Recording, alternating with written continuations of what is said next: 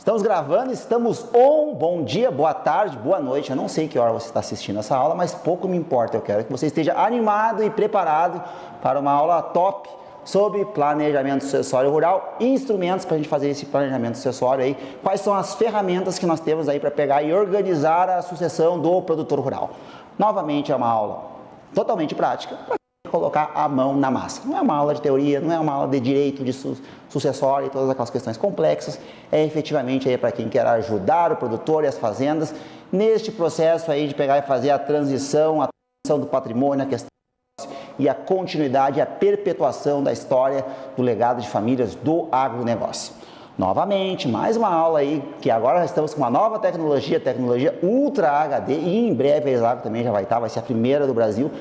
Olha, no agronegócio com certeza, mas em outros segmentos, com gravações 4K. Mas por hora que a gente já está na tecnologia Ultra HD, porque vocês merecem o melhor.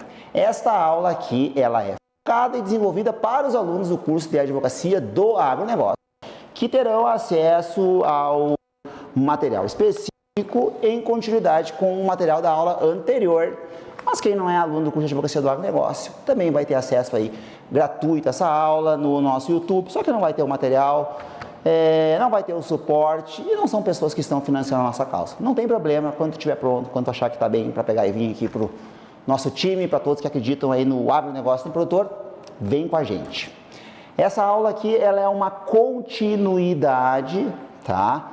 Daquela aula em que a gente pegou e abordou a questão das bases do planejamento sucessório e o diagnóstico da fazenda, tá? Então, para os alunos do curso de advocacia do agronegócio, para os alunos também, enfim, quem assiste no nosso canal no YouTube, a gente tem foi uma aula que a gente deu, não quero errar a nota, o dia, acho que foi 11 de fevereiro, não sei precisamente. Mas enfim, tá no canal do YouTube, procura aí, deixa de ser preguiçoso que tu vai achar se tu não é nosso aluno. Se tu é aluno, vai estar lá na plataforma com todos esses pontos. É uma aula prática e para que essa aula faça sentido, você tem que colocar ela na prática e a melhor maneira é que a gente pegue já o que a gente precisa para a aula. Quem for aluno aí, imprima a apostila.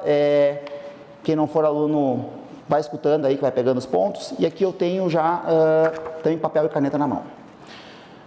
Vamos pegar e voltar um pouquinho, né? Quem acompanha a Netflix, a gente tem uma série que diz assim, no capítulo anterior foi abordado tal e tal ponto, né? Para a gente não se perder. No capítulo anterior foi abordada a questão das bases do planejamento sucessório, diferença do herdeiro, do sucessor, aquela teoria lá dos 3 ciclos, patrimônio, negócio e família, e depois o diagnóstico da fazenda. Então agora, neste episódio, nesta aula, que eu fiz com todo amor e carinho aqui para vocês, como eu já mencionei, na aula anterior, a Exagro aí já tem mais de 40 cursos realizados por todo o Brasil nessa parte de holding rural. A gente tem muito orgulho, toda essa questão de planejamento sucessório ter compartilhado. Nessa aula nós vamos pegar agora essas 3 esferas que foram abordadas, patrimônio, negócio e família, e nós vamos ver as ferramentas de planejamento sucessório que tem disponíveis.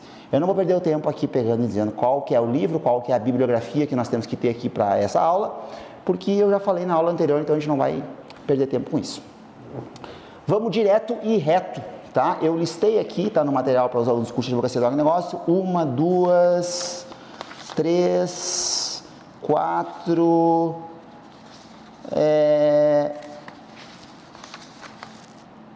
vamos listar aqui, 1, 2, 3, 4, 5, 6 ferramentas de planejamento sucessório. E aí nós vamos ver qual delas que é a melhor, né? Então eu vou listar 6 aqui. A primeira ferramenta de planejamento sucessório que está aqui no nosso material, tá, é o testamento.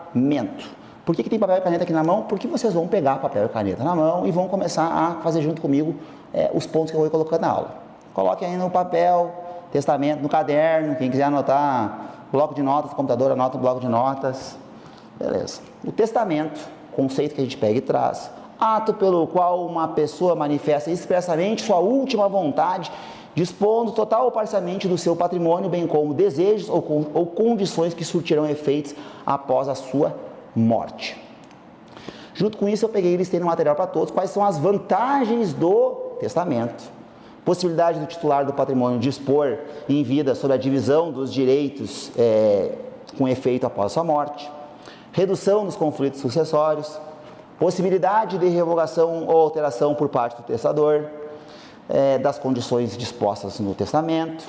E desvantagens: ausência de segurança jurídica plena do cumprimento das disposições contidas no testamento após a morte aí do testador, inconsistência na disposição dos pilares negócio, família e patrimônio que norteiam a fazenda e permanência dos elevados custos tributários e sucessórios na transmissão do patrimônio e inventário. Isso aqui está cheio de conceito, muita coisa.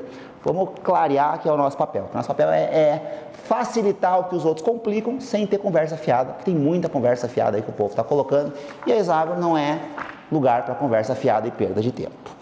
O testamento, então, a pessoa ela consegue, viva, pegar e dispor como é que o patrimônio dela vai ser distribuído, né? Tendo aquelas questões que a gente vai ter da legítima, da disponível, então a pessoa não pode dispor totalmente ali dos seus bens, mas é uma maneira que a pessoa tem de já em vida facilitar a transmissão desses bens. Porque um dos pontos que nós mencionamos na aula anterior é que o planejamento sucessório ele é a sequência de atos tomados para pegar e suavizar, para facilitar a transmissão do patrimônio. Mas, quando a gente está falando em planejamento sucessório rural, a gente não tem só a transmissão do patrimônio. Nós temos, além da questão da transmissão do patrimônio, a gente tem a questão do negócio, ou seja, aquela atividade empresarial que é exercida naquele patrimônio, diga-se aqui as terras do produtor, da produtora, e a família que pega e explora aquele negócio. Então, quando eu pego e por meio de um documento formal, eu consigo ali colocar a série de pontos em que eu vou disciplinar a transferência deste patrimônio, de certa forma, eu estou facilitando a transferência desse patrimônio quando o testador, quando o produtor, a produtora vierem a falecer. Mas eu estou só facilitando uma parte. Então, eu estou reduzindo conflitos, ou seja, a produtora tem 3, 4 filhos que não se dão bem, pode-se pensar já que em vida colocar o que vai ficar para cada um desses filhos, diminuir estes atritos. Então, na perspectiva familiar, até de certa forma ele arranha, né? O testamento ele consegue pegar e dizer que daqueles 3 eixos, vamos pegar aqui com papel e caneta na mão, perspectiva do patrimônio, vamos pegar aqui primeiro, ele nos facilita a questão da transferência do patrimônio do produtor, na perspectiva do planejamento sucessório, que é o ponto número 1, o testamento. Um pouco sim, né? Porque se eu pego e já tenho ali definido o que vai ficar para cada um dos filhos, dos herdeiros do produtor, eu evito ali que a gente vá ter brigas futuras. Mas a gente tem uma questão aqui que um dos pontos que a gente tem, que é o que pesa mais na questão do agro, é que a transferência deste patrimônio, ele tem um valor baixo no imposto de renda e um valor alto de mercado, e quando eu vou transferir esse patrimônio, se eu não tiver adotado outras estratégias, eu vou ter que pagar uma elevada carga tributária. Estados aí, por exemplo, como o Mato Grosso tem um ITCMD que vai bater na casa de 8%. Então, propriedades aí de 100 milhões, de 200 milhões, que não é difícil de achar no Mato Grosso, quando eu for pegar, e mesmo que esteja disposto ali no testamento, não importa, o ITCMD vai bater em cima desse valor real de mercado da propriedade. Ou seja, eu vou ter que muitas vezes ter o contexto de filhos do produtor que vão ter que vender parte deste patrimônio para pegar e pagar os impostos, porque a gente sabe que a liquidez do produtor rural e da produtora são baixos. Então, o produtor até pode ter um patrimônio lá que imobilizado é muito alto, mas ele na contrapartida ele não tem sequer, muitas vezes, 10% desse valor aí em dinheiro. Muito difícil. Um produtor que tem um patrimônio em terras de 100 milhões de reais vai ter 10 milhões em conta. Então, o que acontece? Quando eu for transferir esse patrimônio que já está organizado ali no testamento, eu vou ter os elevados aí custos tributários. Então, na perspectiva patrimonial, o testamento ele resolve só um pouquinho desse nosso problema. Na perspectiva do negócio, o testamento não resolve nada. Né? O testamento ele só vai pegar e colocar o que seria para cada um dos filhos ali do produtor que ficaria com aquela questão, ou inclusive é mais difícil, mas pode acontecer também, tem aquela parte que é 50% que é disponível, que pode se pegar e testar para qualquer uma das pessoas, em que você vai estar já o que cada um vai ficar na fazenda. Ou seja, se eu tiver menos conflitos no futuro daquela fazenda, de certa forma, quanto menos conflitos, melhor o negócio anda. Mas eu tenho que lembrar aqui que se eu estou falando, por exemplo, uma fazenda de 1.000 hectares, o produtor tem 4 filhos, em testamento lá ele pega e deixa 250 hectares para cada um. Eu vou ter um fracionamento de 4 propriedades, eu vou ter um condomínio, digamos, de propriedades, Uma coisa é eu tocar atividade rural com 1.000 hectares, outra coisa é eu tirar com 250 hectares. Uma coisa é eu ter uma fazenda de 400 hectares, que está uma família tocando, uma coisa é eu pegar e cada um, uma família, depois cada um dos filhos ficar com 100 hectares. Então, na perspectiva do negócio, o testamento não organiza, naquela questão das 3 esferas que nós temos. E na perspectiva familiar, o testamento resolve, até de certa forma diminui alguns conflitos que nós temos, mas não vai muito além para frente disso. O testamento ele vai até certo ponto e para por ali, ele não vai resolver conflitos e questões ali mais internas. No material aqui também eu fiz questão de pegar e colocar para todos também quais são os custos tributários. Então, o material aqui dos alunos do curso de Advocacia do Agronegócio, eu pego e coloco aqui testamento, vantagens, desvantagens e custos tributários, e nessa perspectiva eu coloco aqui que mantém os elevados custos tributários incidentes na sucessão, podendo inclusive tornar o processo de partilha e inventário mais burocrático e custoso. Porque tem um ponto ainda que os custos que o testamento pode levar podem aumentar. Não sei quando é que vocês vão estar assistindo essa aula, enfim, mas no ano lá foi 2020, né? Tá correndo tão rápido as coisas, teve aquele rolo do Gugu, né? Então o Gugu fez um testamento, o Gugu Liberato, não sei se todo mundo conhece, acho que todo mundo conhece, né? Se não conhecem, procurem no Google, né? Mas pelo amor de Deus, onde é que vocês vivem? Não conhecem o Gugu Liberato? Aí é para acabar, né?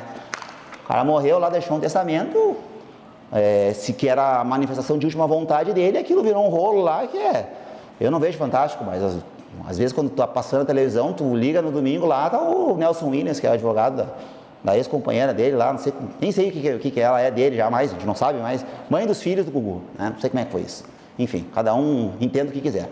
Mas enfim, foi feito um testamento e a gente não tem uma segurança jurídica do que efetivamente está ali vai ser cumprido.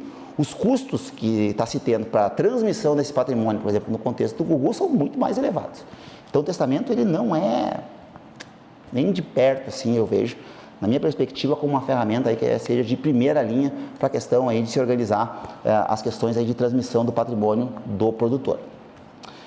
Depois a gente tem uma segunda ferramenta, que é essa ferramenta aí, meu Deus do céu, né? O povo está usando bastante, aí os produtores, agricultores, os colonos também, como a gente fala aqui no Rio Grande do Sul, Santa Catarina e Paraná, usam bastante, que é o tal do contrato de doação para a pessoa física. Doação na pessoa física. O conceito que a gente pega e traz aqui é o contrato no qual determinado bem ou direito pode ser transferido por mera liberalidade de forma gratuita por seu titular.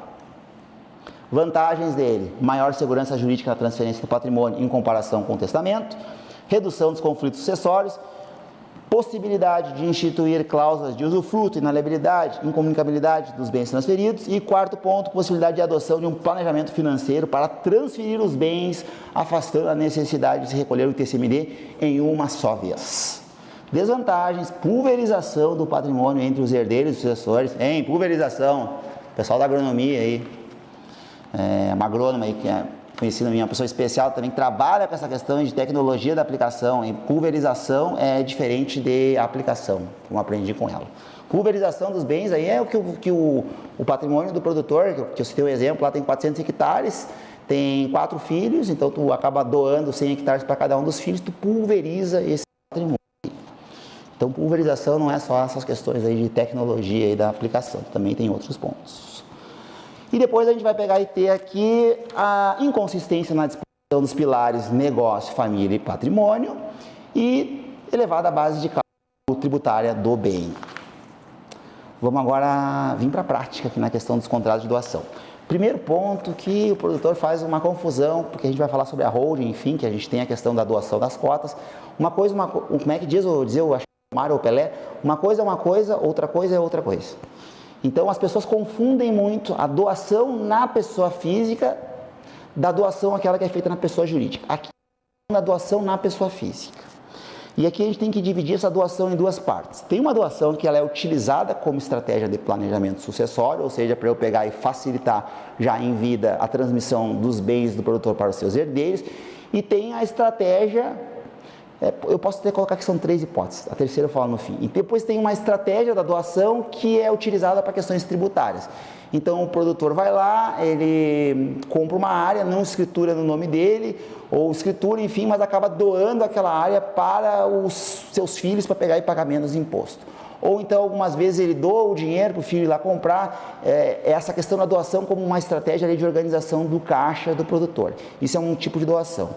E depois tem uma terceira hipótese de doação que eu vejo que acontece muitas vezes, que é quando o produtor tem filho fora do casamento. Será que existe isso aí ou é mito? Em alguns lugares existe. Tem alguns produtores aí que têm uns filhos fora do casamento. E aí acabam se adotando algumas estratégias de se doar esse patrimônio aí já em vida para determinados filhos, para pegar e diminuir a possibilidade ali depois de um inventário, enfim, de que aquele filho fora do casamento venha acessar aquele patrimônio. O ponto todo é que a doação ela se dá daquele patrimônio que está na pessoa física e a gente vai ter um elevado custo tributário. Eu fiz questão aqui de pegar e mencionar com bastante consistência a questão aqui que as áreas rurais no Brasil elas têm um valor pequeno no imposto de renda e têm um valor alto de mercado. E quando eu vou transferir esse patrimônio, fazer uma doação aí na pessoa física, a base de cálculo que eu vou ter para pegar e fazer essa doação é o valor do bem, entende? Eu não tenho como pegar e fugir muito disso. Em muitos lugares do Brasil, cada vez mais, a gente não tinha mais aquela possibilidade lá de autolançamento que eu escolhi a base de cálculo. Se o bem já passou de um valor X, é a própria Secretaria da Fazenda que vai emitir a guia e ela que vai avaliar o valor que aquele bem vai ser transferido. Então, a doação na pessoa física, ela tem um valor e um custo aí altíssimo, que acaba não valendo a pena. Então, vamos analisar agora aqui já, em papel e caneta, a questão da doação na pessoa física.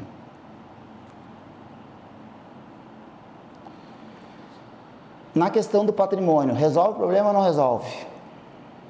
Não resolve em todo, né? Porque a gente consegue até transferir esse patrimônio. Eu tenho uma possibilidade, por exemplo, o produtor tem 400 hectares, ele pode pegar e ir doando aos poucos parte desses hectares, de maneira a pegar e não ter que recolher o ITCMD de uma vez só, uma paulada só, o que aconteceria, por exemplo, no contexto de um inventário, mas ele vai ter um custo alto para pegar e recolher esse ITCMD, porque a base de cálculo da área vai ser considerável, e em razão desse valor considerável, é um valor que ele está pagando para o Estado, que ainda que ele não tenha que estar vendendo muitas vezes terra para pagar esse imposto, porque ele em vida consegue montar uma estratégia, é dinheiro a mais que ele está pagando para o governo, que ele poderia pegar e pagando menos comprar mais terra. Então, eu vejo que é uma estratégia do produtor trabalhar para o governo mais e menos para a sua fazenda.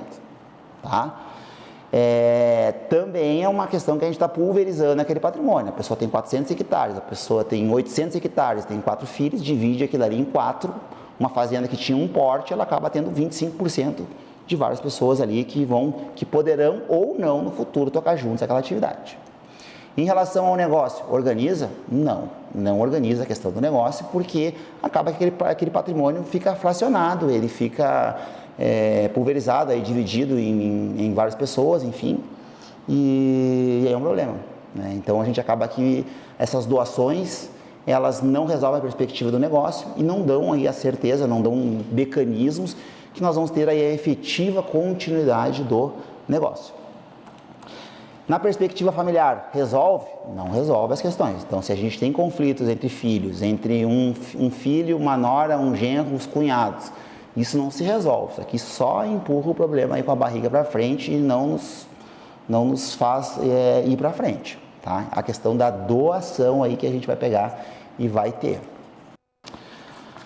Então, eu pego e coloco essa questão em alguns estados, por exemplo, a gente tem a possibilidade, por exemplo, do pagamento diferido do ITCMD, quando eu pego e faço a doação, né? Eu dou aquele patrimônio e gravo uma cláusula de usufruto para os patriarcas, por exemplo. Então, por exemplo, estados como São Paulo, não sei quando é que vocês vão estar assistindo essa aula, a gente está com uma dinamicidade muito grande de alteração legislativa. Pode ser que daqui a pouco tenha mudado isso, mas até o presente momento eu tenho a possibilidade aí de, por exemplo, ao gravar um usufruto, pagar 3/4 do valor do imposto quando está sendo constituído o usufruto e 1/4 aí desse imposto aí só no final quando é extinto o usufruto, no mais das vezes com a morte, enfim, aí do produtor e da produtora. Aí, a gente vai entrar agora num ponto que é bem interessante, que isso aqui são todas as ferramentas e pontos que nós temos aí no âmbito dos livros mais clássicos que a gente vai ter efetivamente aí que abordam essa temática. Depois tem um ponto que é interessante, que é o do seguro de vida. Sabe que o seguro de vida é bacana, ele é interessante, ele aborda efetivamente aí e consegue enfrentar as questões do efetivo sucessório do produtor. Bom, vamos colocar aqui o que a gente entende por seguro de vida. Conceito que está aqui no material para todos os alunos do curso de advocacia do agronegócio. Instrumento no qual o segurado contrata uma indenização a um determinado beneficiário após a sua morte. Vantagens do seguro. Valores segurados não entram para inventário. Preenchidas as condições da apólice, o beneficiário recebe o valor segurado integral, independentemente de quantas prestações do seguro o produtor tenha pago. Terceira vantagem, liberdade para contratar um beneficiário estranho à relação familiar. Isso aqui é interessante, hein? Terceira vantagem, liberdade para contratar um beneficiário estranho à relação familiar. Nesses casos aí que nós temos aí, não sei se existe aí na região de vocês, filhos fora do casamento, né? Por amante, né? Será que o produtor rural tem amante? Não sei. Então, não vem ao meu caso, mas dizem que em alguns lugares tem, né? Então, um seguro de vida para amante, um seguro de vida para o filho fora do casamento, né? E desvantagens, não disciplina, tampouco organiza os pilares negócio, família e patrimônio. Gente, isso aqui no agro, eu digo, como é que me listam isso aqui como um ponto, como um mecanismo, uma sacada que a gente vai ter para organizar o planejamento sucessório do produtor? Porque peguem o seguinte, o seguro ele organiza a questão do patrimônio? Eu consigo transferir o patrimônio do produtor por meio de seguro de vida? Não. Eu consigo organizar o negócio do produtor por meio de um seguro de vida? Não conheço. Não sei, há pouco, né? Eu consigo organizar as questões familiares do produtor por meio de um seguro de vida? Da fazenda? Não. Tá. Agora vamos fazer uma versão assim, tá, mas não tem como ajudar mesmo? Será que esse seguro de vida não resolve nada? Até vamos ser flexíveis aqui, de certa forma pode nos ajudar. Por exemplo, eu posso contratar um seguro, eu faço um cálculo lá. Uma fazenda tem um valor de mercado de 100 milhões de reais, ela está no estado de São Paulo, o ITCMD no estado de São Paulo é de 4%, 4% de 100 milhões dá 4 milhões, vai ter custos lá que a gente vai ter com advogado e tudo mais. Vamos dizer que a família gastaria 5 milhões de reais para fazer lá todo aquele procedimento de inventário. Então, tu contrata um seguro de vida que já vai disponibilizar, vai dar liquidez para os herdeiros do produtor terem dinheiro para irem lá e pagar esses valores sem ter que vender terra. Aí é interessante, né? Nessa perspectiva passa a ser interessante. Segundo ponto, tem essa questão desses filhos fora do casamento, que é aqueles rolos que a gente tem, aquelas amantes lá, e a gente não quer pegar e dispor do patrimônio e quer pegar. Não tem segurança jurídica nenhuma isso aqui, tá? Não afasta o direito de um filho fora do casamento dispor de 50% da legítima. Mas, conforme for combinado, conforme for conversado, conforme for a realidade local que se tem, é uma possibilidade também de contemplar filho fora do casamento aí com esses valores, contemplar a amante, né? Não sei se existe isso aí no lugar de vocês, não sei se é só lenda. Cada pessoa aí tem os seus pontos aí, né? Como é que a gente fala? É realidade ou é meme isso aí? Depois a gente vai ter a questão aí dos custos tributários do seguro de vida. Aí é interessante até, né? Por não ser considerado herança, bem como de gozar de uma natureza indenizatória, o seguro ele tem uma natureza indenizatória, o montante pago para a seguradora é isento de tributação do ITCMD e do imposto de renda, tá? Então aqui a gente não tem problemas maiores. Isso é o seguro de vida. Façam as suas análises. Se alguém tiver algum uso diferente para o seguro de vida, tiver alguma sacada, compartilhe nos comentários aqui ou lá na nossa plataforma, enfim, quem for aluno, para que a gente amadureça juntos, né? A gente cresce com esse compartilhamento aí de conhecimento. Aí tu vai para esses livros aí, tem uns instrumentos aqui de planejamento sucessório que é muita viagem, eu não coloquei aqui. Pelo amor de Deus, né? Começa a falar em trust. Que trust, gente? Tu pega esses trust, isso aqui, o colono está com todas as terras na pessoa física e vem uma pessoa em curso de planejamento sucessório falar em trust. O cara vai montar uma offshore. O cara não tem nenhuma uma empresa com aquelas terras, uma pessoa jurídica que vem falar dessas coisas. Isso eu nem coloco, né? Quando a pessoa está muito... Um dia eu fui num evento lá em São Paulo, lá, cheio de produtor rural, 300 produtor rural lá em Ribeirão Preto.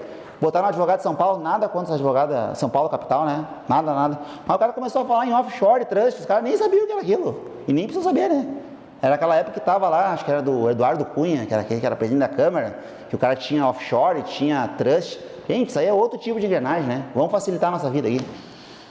Então eu não listei aqui, nessas ferramentas aqui eu não coloquei offshore trust. Mas para quem for curioso, quer saber um pouquinho mais, quer inventar moda, aqui em Passo Fundo a gente fala inventando moda, né? Aí pesquisem aí trust offshore, mas eu não vou mencionar para vocês, tá? Tem livro ali, por exemplo, na aula anterior que eu menciono, ferramentas de planejamento sucessório e proteção patrimonial, e aí eles falam lá no trust no offshore. Até a história do trust é bem interessante até, né? Estudem lá sobre os cruzados, aquelas pessoas que iam lá, uma coisa bem antiga.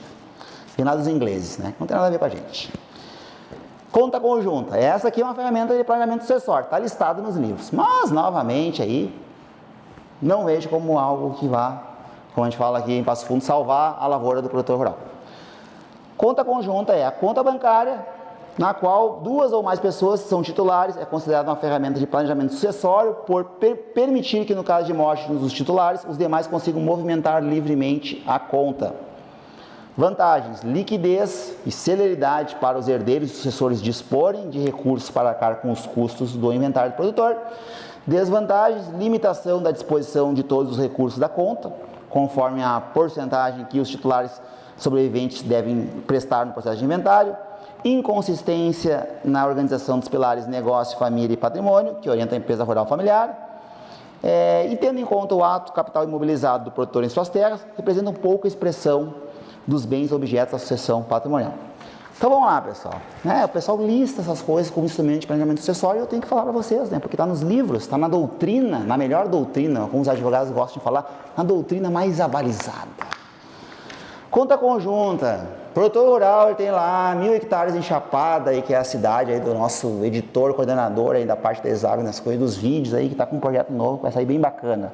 Ele tem 100 milhões de reais em patrimônio, tá? Que são uns 1.000 hectares, até menos. Agora o hectare está batendo em 130, 140 mil reais, uma pessoa com uns 800 hectares. Aí ele pega e monta uma conta conjunta. Ele, esposa, os 2 filhos. E tem 600 mil reais naquela conta. E é bastante já isso aí, pelo amor de Deus. Ter 600 mil é muito, porque ele todo final de ano ele pega e tira o dinheiro da conta para a Receita não ver e transfere para a conta dos filhos como se a Receita não fosse ver, né? A Receita não vê nada. Gente, tá louco. A Receita vê mais que Deus, às vezes, em alguns casos, não vai ver isso aí. Mas beleza. Então ele tem um patrimônio de 100 milhões de reais. E ele pega e tem lá numa conta conjunta 600 mil. O que é os 600 mil perto de 100 milhões? É nada. Se for aqui no Rio Grande do Sul, por exemplo, com o ITCMD batendo na casa de 6%, ITCMD é o Imposto de Transferência, Causa Morte e Doação, que tem como fato gerador ou a morte do proprietário do bem ou a doação daquele bem, se o cara for tiver que pagar 6% em cima de 100 milhões, só aí a gente está falando em 6 milhões de reais. Então, as pessoas colocam que é uma ferramenta de planejamento sucessório porque as pessoas podem dispor, porque o dinheiro que a pessoa tem numa conta também é patrimônio da pessoa, não é? É, né? Planejamento sucessório não é uma sequência de atos para facilitar a transferência de patrimônio? É.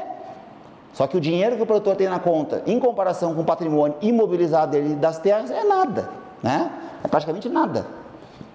Tem casos, gente, eu já girei o Brasil todo, agora eu estou mais sossegado aqui dos atendimentos, eu atendo só basicamente aqui em Passo Fundo. Eu já peguei casos aí que tem um cara que tinha 8, 9 milhões na conta, mas é um caso em 1000, né? Mas não adianta. É que nem dizem, né? O exemplo, a exceção é o exemplo do burro. Anota essa frase aí, a exceção é o exemplo do burro. Então sempre vem a pessoa, nossa, mas lá tem um caso assim que é diferente. Cara, isso é exceção. Então isso aí não conta. Agora vamos pegar a questão da conta corrente e vamos analisar ela sob a perspectiva do patrimônio, do negócio e da família. Tá? Papel e caneta na mão. Em relação ao patrimônio do produtor, a conta conjunta entre o produtor, esposa e filhos, ou produtora, esposo e filhos, resolve a questão do patrimônio? Muito pouco. Citei um exemplo para vocês agora aqui, cidade Chapada. Em relação ao negócio, disciplina, organiza o negócio? Não, né?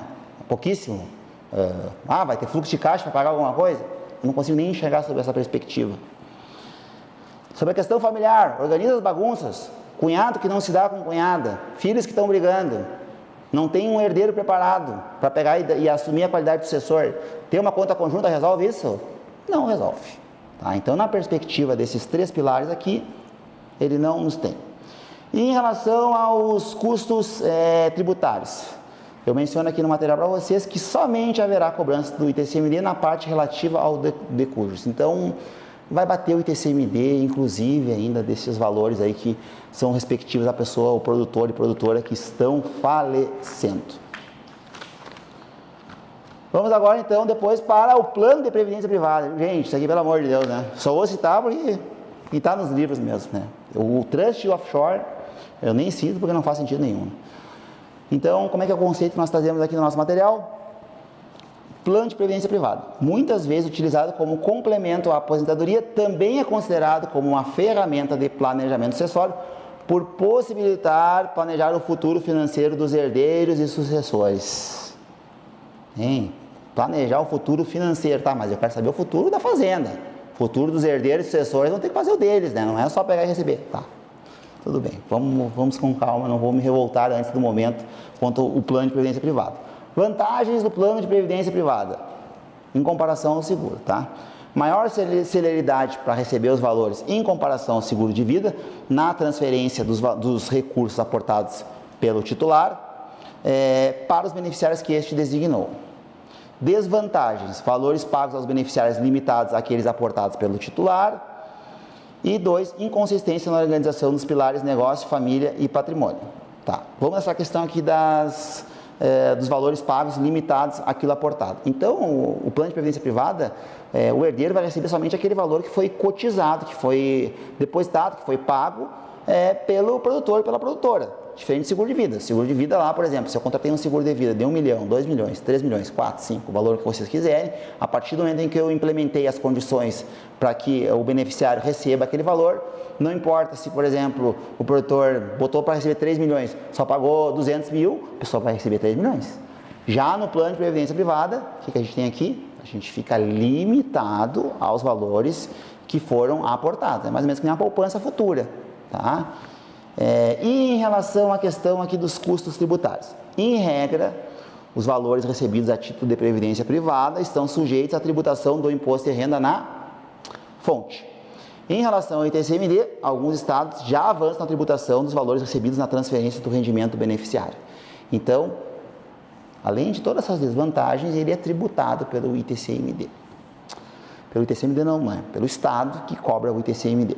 Vamos pegar papel e caneta na mão, vamos analisar se essa tal dessa previdência privada resolve os 3 eixos de uma fazenda. Perspectiva patrimonial, resolve ou não? Não resolve.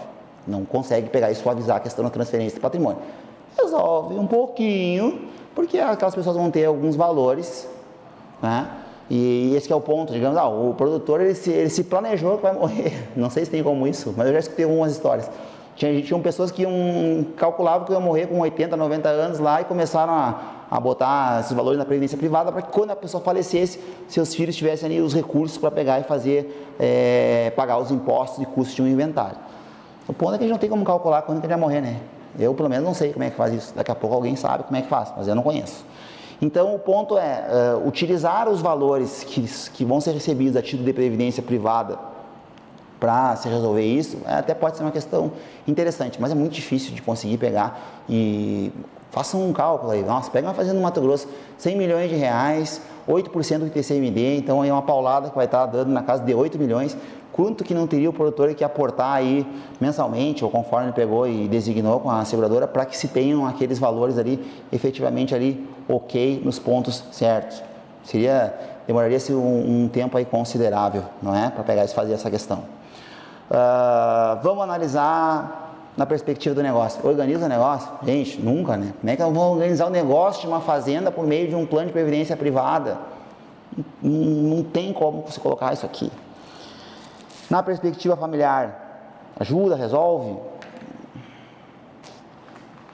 Pouquíssimo. Eu consigo pensar em algum cenário em que talvez algum filho do produtor que tenha uma condição mais de hipossuficiência, com alguma dificuldade, enfim, que a gente consiga se colocar ele como beneficiário para receber esses valores, mas aquela questão central, que é problema de comunicação, transparência, decisões que têm que ser pegadas e afinadas e tomadas com uma característica e uma qualificação mais empresarial, isso aqui é muito difícil que a gente vá efetivamente ter aí no contexto de um plano de previdência privada. Tá, mas vamos lá, eu só xinguei e falei mal de todos os pontos, tem algum que é bom nisso aqui? Que resolve a nossa vida? Tem ou não tem? Tem, né? Tá louco? Senão não faz sentido, né? Tem um módulo de planejamento sucessório e aí a pessoa não fala nada de nenhum instrumento que faça sentido para a gente organizar isso. Aí nós vamos ter aqui a holding rural. A holding rural, como aquela ferramenta que que a gente vai ter societária, em que vai ser aquela empresa que vai pegar e vai ser controladora do patrimônio rural do produtor. Então, essa empresa controladora do patrimônio rural do produtor, como é que eu coloquei o conceito aqui para quem está no curso de advocacia do agronegócio que vai ler aqui na apostila? É a ferramenta societária controladora do patrimônio rural do produtor a partir do contrato social e estatuto desta pessoa jurídica. O produtor pode estabelecer as regras que irão orientar a sua fazenda no presente e no futuro. Então, a partir da holding, vamos colocar aqui quais são as vantagens dela, desvantagens e os custos tributários. Vantagens: redução dos custos tributários de transferência do patrimônio. Segundo ponto, maior consistência na disposição dos pilares negócio, família e patrimônio que norteiam a fazenda. 3, aceleração de processos de gestão empresarial da fazenda. Desvantagens: objeções do patriarca e matriarca em relação à sua constituição. Objeção aqui como aquelas, falou em hold, a pessoa já cola na cadeira ou fala assim, não, você não quer ouvir falar disso aí não faz sentido para mim, fulano de tal já fez isso aqui, deu errado, começa aquela conversa. Eventuais custos tributários, tá? Do ITBI, tema 796, tema que eu bato bastante no curso de holding rural, no curso tributário do agronegócio, em que eu falo sobre aquela questão do custo que a gente tem de integralização das áreas. Quem não está inscrito nem no curso de holding, nem no curso de tributário do agronegócio, assistam aí no canal do YouTube da Exagro, que tem aula específica dos custos tributários de constituição da holding. Então, a questão do ITBI é um problema central que nós temos. Artigo 156, parágrafo 2º, inciso 1, tá? Aquela questão da diferença do valor integralizado para o valor real do bem. É um ferro aí que está vindo aí, pelo amor de Deus, né? O ministro Alexandre de Moraes, que abriu o voto divergente, nos criou esse problema. E terceiro ponto aqui, a ausência de blindagem integral almejada por alguns produtores. Eu também aqui não vou esmiuçar totalmente a questão da holding, até porque vai ter uma aula em específica nela aí para o curso de advocacia do agronegócio também, que vai vir na sequência dessa aula aqui. Então, o que são os pontos importantes para vocês terem noção, enfim, e tudo mais, para que todo mundo domine. Então, vamos lá. Nós vamos pegar aqui os 3 pontos do produtor e nós vamos analisar a questão da holding. Peguei a holding, patrimônio que está na pessoa física, coloquei numa pessoa jurídica. Eu consigo organizar a questão do patrimônio do produtor? Consigo bem. Consigo pegar uma fazenda aí que tem 1.000 hectares, tem 4 filhos, transferir essa área aí para dentro de uma holding, para um processo que a gente chama de integralização, fazer a doação aí das cotas na pessoa jurídica, que não se confunde com aquela ferramenta de planejamento sucessório que eu mencionei para vocês, que estava no contexto lá de doação na pessoa física, e mantendo ali aquela propriedade unida, conseguir pegar e distribuir ali de forma igual, enfim, como o produtor entender bem aquele patrimônio. Segundo ponto, na perspectiva patrimonial, eu consigo fazer um ponto que eu considero central, tá? Que é pegar e separar o que é o patrimônio da atividade rural com aquele patrimônio que não é da atividade rural. Quer seja o patrimônio que a pessoa tem de bens que nem são negócios, casa na praia, casa na serra, bens, por exemplo, que são uma empresa Y, Z, negócios que têm riscos distintos, eu consigo pegar e segregar riscos. Hoje o produtor rural, quando eu falo, quando ele quebra mesmo, né? Porque ele tem o seu patrimônio na pessoa física, todo ele. Então, se ele não consegue pagar uma conta do banco, ele não tem aquela prerrogativa, aquele benefício de se ter o patrimônio separado. E o que é patrimônio da pessoa física e o que é o patrimônio que ele vai ter ali da atividade rural empresarial que ele está explorando. Está tudo junto, no mesmo balaio, no mesmo ponto, e acaba virando ali uma efetiva bagunça para todos os lados. Junto com isso, né, quando eu vou pegar, então eu tenho a questão que eu vou ter de já não pulverizar aquele patrimônio, que a gente teria na doação na pessoa física. Segundo ponto aqui, de separar os riscos que a gente vai ter das terras do produtor que estava na pessoa física, colocando numa pessoa jurídica, tá? E aí a gente pega e avança aqui para a questão do negócio.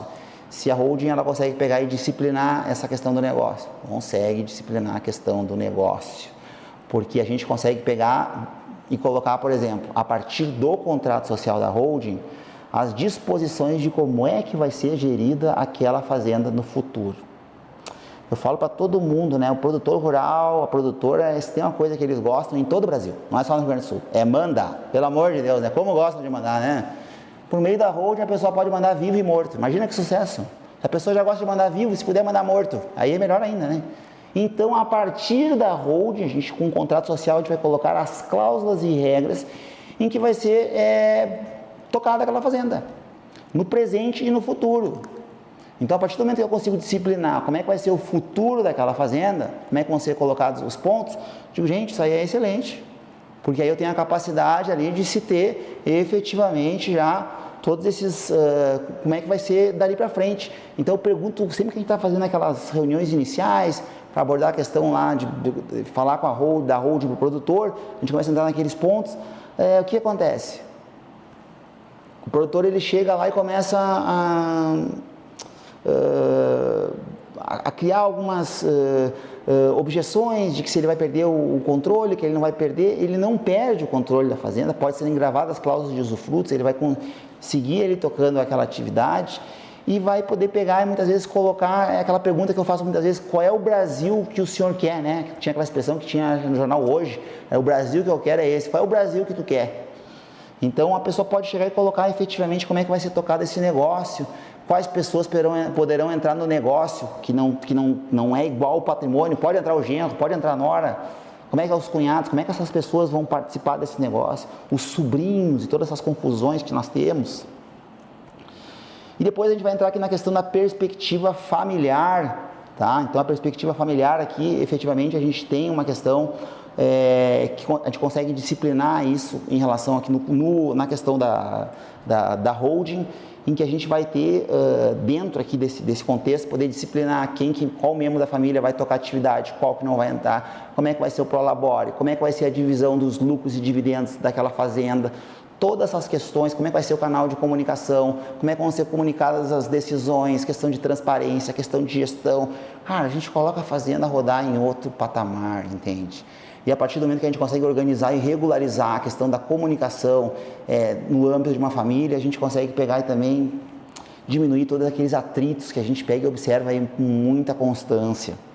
Então, se eu puder falar para vocês, eu digo sim, a holding ela é uma excelente ferramenta, é um ponto que eu vejo como central, que a gente pode agregar muito. Vai ter uma aula específica em relação aqui à holding, mas todos já têm uma boa base aqui para pegar e atuar nessa ponta. E colocando aqui, tem alguns instrumentos que estão no curso de holding rural, o curso de planejamento acessório e holding rural Desagro, que é a questão do protocolo familiar e do acordo de cotistas, que a gente utiliza de uma forma paralela, em conjunto com a holding, ou seja, eu faço um contrato social e agrego junto a esse contrato social um protocolo familiar e um acordo de cotistas. Pode-se utilizar essas últimas ferramentas aí para agregar e para somar a toda essa questão da organização e do planejamento acessório, mas também a gente pode pegar e ter isso aí também de uma forma clara para pegar e ter como instrumentos apartados aí de planejamento acessório. Então isso é uma questão que a gente bate mais aí nesse curso do planejamento acessório da holding rural. Quem tiver interesse vai ser completamente regravado esse curso. É para quem efetivamente quer entrar com tudo e trabalhar mais nessa área em específico aí do planejamento acessório rural. Espero que vocês tenham gostado bastante dessa aula, foi feito com muito amor e carinho aqui para todos vocês. E quem não segue a Exagro aí nas redes, nos siga nas redes. Agradecer a todos que assistiram essa aula. Alunos do curso de Advocacia do Agronegócio tem material ali que a gente está colocando, estamos atualizando materiais também. Quem não é do curso, anote as coisas e em breve aí também, não sei quando vai ter, daqui a pouco vai ter também a abertura do curso de Advocacia do Agronegócio, vai ter um aprofundamento maior em relação também à questão da holding rural. Agradecer a todos que assistiram, agradecer também todo o suporte à nova equipe da Exagro que está sendo formada aí no comando do Robert para pegar e cuidar dessa questão nossa do audiovisual aí, hoje em Ultra HD já, e a gente pega e vai só acelerando aí, crescendo, porque tem que ter qualidade, tem que ter constância, e é isso aí que a gente leva o agronegócio para outro patamar.